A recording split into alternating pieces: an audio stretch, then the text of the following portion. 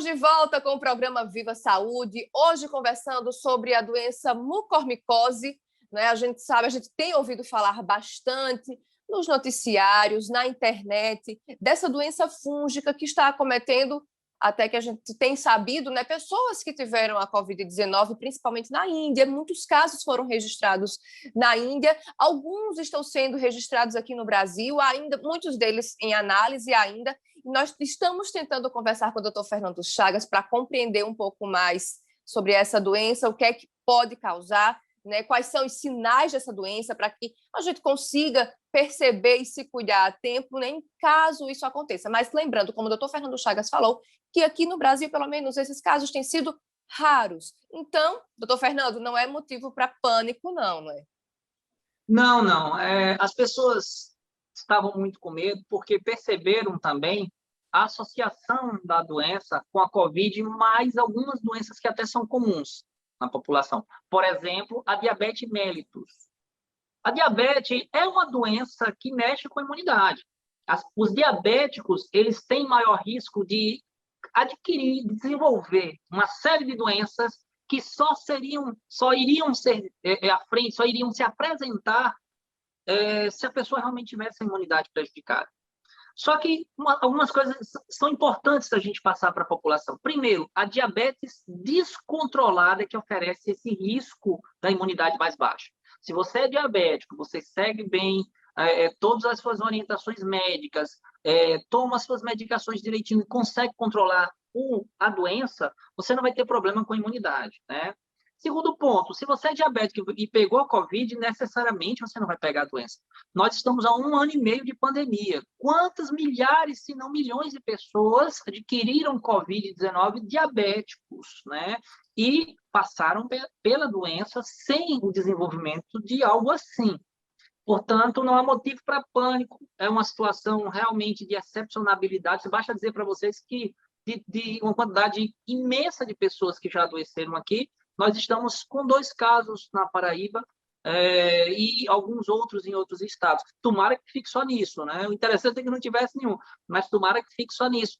Mas não quer dizer que você, caso venha a se expor, desenvolver a Covid-19, sendo diabético, não vá desenvolver essa doença de forma alguma. É manter os cuidados. E eu costumo sempre dizer, a melhor forma de prevenção é prevenir-se contra a Covid-19. Doutor Fernando, a gente estava falando no primeiro bloco em relação ao tratamento, né? O tratamento ele é sempre hospitalar, sempre é preciso fazer em ambiente hospitalar o tratamento da mucormicose? Totalmente. Essas medicações que são utilizadas, elas são medicações na veia, o paciente precisa ficar internado. Lembrando que são medicações que são agressivas também para o corpo. Tanto que quem tem doença renal, a gente faz com muita cautela, porque o próprio medicamento pode machucar os rins, né? Quando eu digo machucar, não é você vai sentir dor, não é isso. Mas a função renal, que é de filtrar o sangue, pode ficar prejudicada. Por isso, o paciente ele precisa ficar internado para fazer o tratamento. Tanto, claro, o cirúrgico, óbvio, mas até mesmo esse tratamento medicamentoso. Totalmente em ambiente hospitalar. Ambiente hospitalar. E esse tratamento ele pode ser longo, doutor Fernando? Depende, Nina. Você acredita que em algumas pessoas pode durar semanas, né? Então, depende muito da resposta, do acometimento, né? Algumas pessoas, voltando ali nos sintomas, até é importante deixar isso aqui, no acometimento cerebral, por exemplo, algumas pessoas podem ter convulsões. Então, aí a gente faz um exame de imagem do cérebro, uma ressonância, por exemplo, e ver o grau de acometimento, porque ele pode crescer como se lembrasse um tumor, uma bolinha mesmo ali. E no que a gente trata, a gente pode acompanhar a regressão dele, né? Então, depende muito. Se for um acometimento grande, pode durar semanas. Lembrando que até mesmo a melhora precisa ser monitorizada e monitorada, porque, por incrível que pareça, o restabelecimento da imunidade, da resposta, pode, inclusive, trazer sinais e sintomas como se a pessoa tivesse adquirindo uma outra doença. Não é uma resposta, é uma recuperação do nosso corpo. Então, importante a internação, aliás, importante não, é imprescindível, né? Tem que ficar realmente internado e o acompanhamento. Não tem, eu costumo dizer assim para os pacientes, quando eu pego uma situação parecida, né? Olha, gente, a gente não tem previsão de alta, tá? Vamos focar na melhora. Depois a gente pensa em ir para casa. O importante é sair daqui bem, né? Doutor Fernando, o senhor falou até no caso de alguma cirurgia que fica realmente pode causar algum dano mais sério, né, de reparação no paciente, mas em relação às sequelas, já se sabe quais tipos de sequela esses pacientes podem ficar? Claro que existem acometimentos diferentes, mas já se sabe algum tipo de sequela que possa acontecer?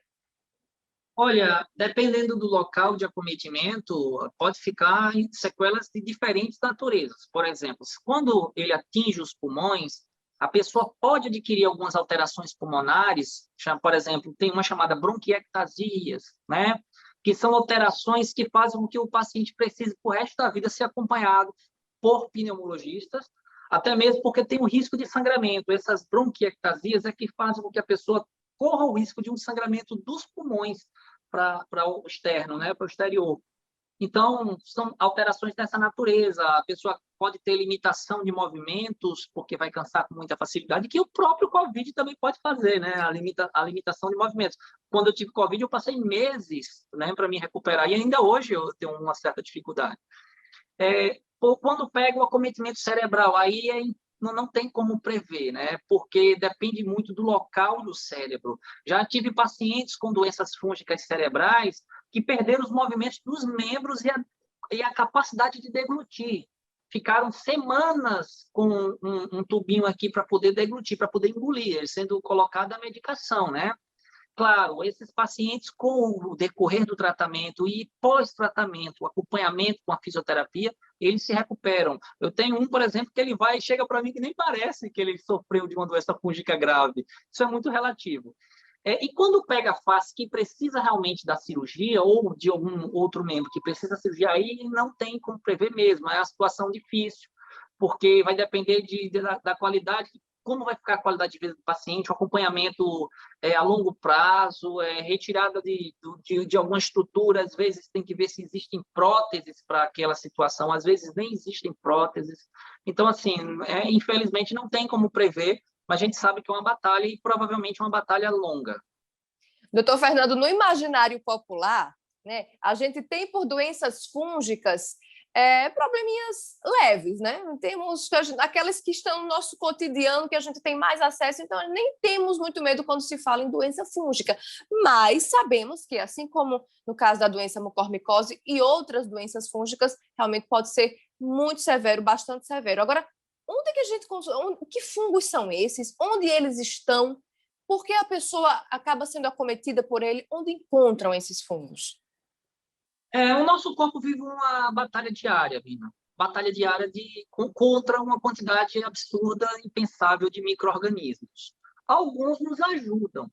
Nós temos 4 quadrilhões de células, mas no nosso corpo nós temos 40 quadrilhões de bactérias. Nós somos mais bactérias do que seres humanos, né?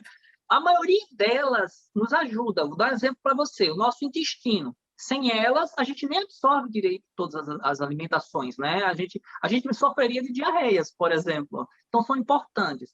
Outras estão ali porque são parasitos e podem causar doenças. O mesmo raciocínio para os fungos. Nós já temos o nosso intestino colonizado por fungos. Por exemplo, uns do gênero Cândida são muito comuns. Quando você toma um medicamento que acaba com esses fungos, você, inclusive, pode sofrer um pouco também por perdê-los. Porque sempre que se perde um fungo, um outro micro-organismo que ele estava tomando espaço vai tomar o espaço ali também. Então, a gente precisa viver em equilíbrio. Por isso que, às vezes, quando a gente usa antibiótico, a gente tem diarreia. Porque mata as bactérias, outros micro-organismos vão tomar o espaço de onde elas se encontravam. O que acontece? Nós vivemos nessa guerra, então a natureza é preenchida também de micro-organismos. Agora, existem, digamos, técnicas, pequenas práticas diárias que a gente pode fazer para evitar aqueles micro-organismos que podem ser lesivos.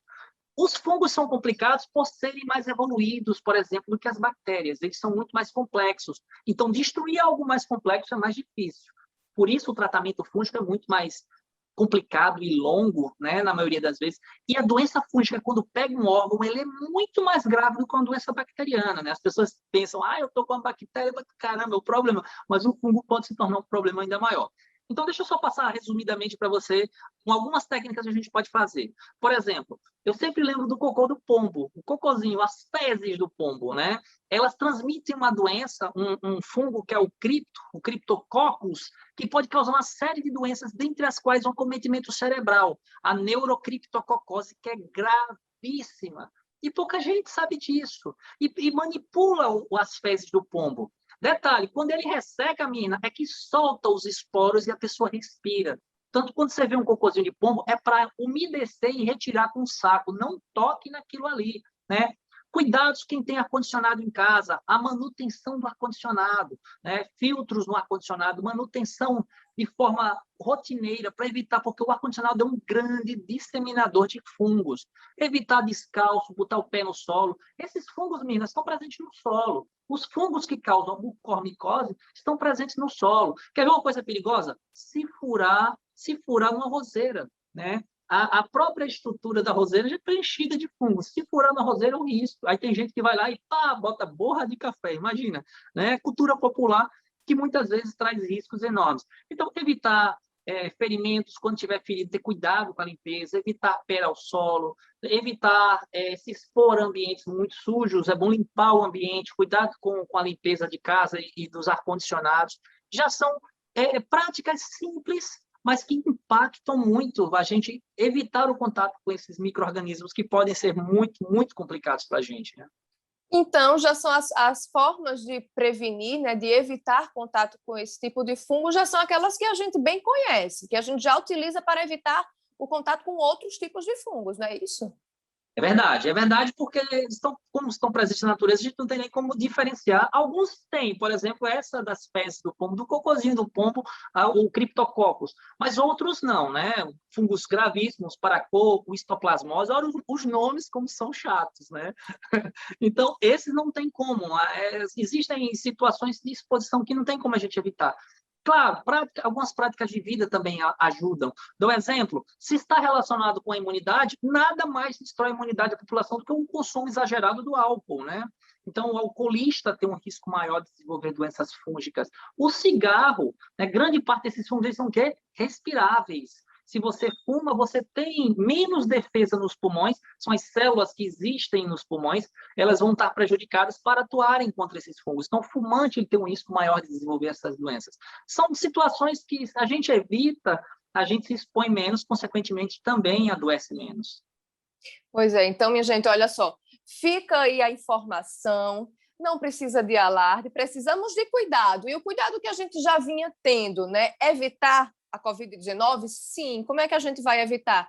Nós bem sabemos como evitar a Covid-19. Durante este tempo que nós já estamos convivendo com esta pandemia, sabemos quais são os cuidados a serem tomados, inclusive por aquelas pessoas que já estão vacinadas, né? É importante que a gente continue com o uso de máscara, continue com a utilização do álcool a 70 e com as outras medidas de distanciamento social que nos são cabíveis, que são primordiais para que a gente evite a proliferação do coronavírus. Nós precisamos realmente fazer com que a doença ela pare de se alastrar. E, claro, quanto mais tempo nós estaremos expostos, estaremos em contato com esse vírus, assim como inúmeras cepas no país inteiro, no mundo inteiro, podem aparecer novos tipos de doença, outros tipos de doença, e podem aparecer também outros tipos de complicação, se é que a gente pode chamar aí a mucormicose atualmente um tipo de complicação proveniente daquelas pessoas que, né, foram infectadas pelo coronavírus, que tiveram a infecção pelo coronavírus. Enfim, é preciso que a gente se cuide. Então, você que está em casa, você que está nos assistindo, tenha cuidado, cuide da sua família, cuide de você. Se vai precisar sair de casa, toma as medidas necessárias, vamos evitar. É melhor a gente estar falando em evitar o coronavírus do que estar falando em remediar uma mucormicose, doenças assim, que têm uma letalidade mais alta, que têm uma mortalidade mais alta e que realmente nos causam também uma preocupação grande. É importante, então, você que está em casa, se cuidar. Mensagem importante é essa também, doutor Fernando, é preciso que a gente continue os nossos cuidados. Parece até clichê estar repetindo isso, mas temos que fazer, né? Não, verdade. Muita gente tem se esquecido disso, tanto que a gente está vendo aí índices de transmissibilidade altos. Que estávamos até a semana passada, amanhã deve sair os novos números, um dos maiores índices de transmissibilidade do Nordeste, né? Então, isso é um reflexo de que mesmo com as nossas orientações, Infelizmente, muita gente ainda não está, ou leva a sério, mas esquece, ou não leva a sério. É um problema que eu acho que a informação é que tem o poder de dizer para as pessoas, né, das pessoas se conscientizarem, dizer, olha, te cuida, porque aí você cuida da tua família, você evita a mucormicose, você evita outras doenças respiratórias. Nós estamos em época agora de influenza, rinovírus, adenovírus. Ao se proteger da Covid, a gente se protege de todas as doenças. Olha, Mina, uma criança, ela adoece em média 6 vezes por ano. Normal, colégio, creche, brincadeiras. O ano passado e esse ano, isso caiu brutalmente, né? Eu sei disso em casa, minha filha não adoece mais. Então, você vê o impacto do cuidado, como é muito grande. Se a gente coloca na cultura da gente essas medidas, daqui para frente a gente pode mudar muita coisa aí, né? Por exemplo, se a gente coloca na cabeça que daqui para frente, sempre que alguém adoecer, independente de Covid, passou pandemia, pronto, vamos pensar assim, daqui a alguns anos, a gente livrando-se disso, qualquer pessoa com sintoma gripal fica logo em casa, não vai para o colégio, não vai para o trabalho, até melhorar. Usa a tua máscara para você não passar para os teus amigos, para os teus vizinhos, para a tua família, inclusive, né? Lembra de higienizar as tuas mãos, para tu não jogar, não trazer nada para os olhos, para a boca, para o nariz, e não jogar nada no ambiente. Tomando essas medidas, né, a gente vai daqui para frente evitar muita dor de cabeça, muitas outras doenças. Pois é, vamos tentar realmente guardar esses hábitos, lavar as mãos, um hábito tão simples, mas que tem um poder imenso para a saúde, não só para a sua saúde, para a saúde coletiva, porque muitas doenças, como a gente já sabe, elas podem ser, a mão suja acaba contaminando, acaba levando, então, enfim, a gente pode contaminar outras pessoas através das mãos. Então, o simples hábito de lavar as mãos, nossa, gente, como nós vamos proteger a nossa casa, a nossa família, não é? Então, a gente realmente precisa ficar com esses bons hábitos, simples hábitos, que melhoram a saúde coletiva, enfim, inclusive uma economia imensa. Se a gente conseguir manter esses hábitos, vamos poder investir em mais tecnologia para a nossa saúde, né? Melhorar as doenças, muitas outras doenças que são muito corriqueiras.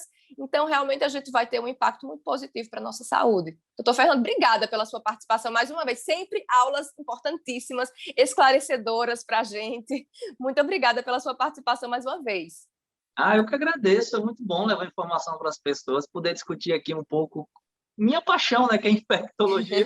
E o grande segredo da minha especialidade, Mirna, é a prevenção, né? Eu acho que não tem outra que a prevenção tenha tanto impacto, né? Então é importante demais. Isso aqui faz parte do meu trabalho. Agradeço demais poder também levar esse trabalho à casa das pessoas, à casa de todos que estão agora nos assistindo. Um abraço a todos, gente. Fiquem o restinho de semana para todos aí e vamos continuar nos cuidando, né?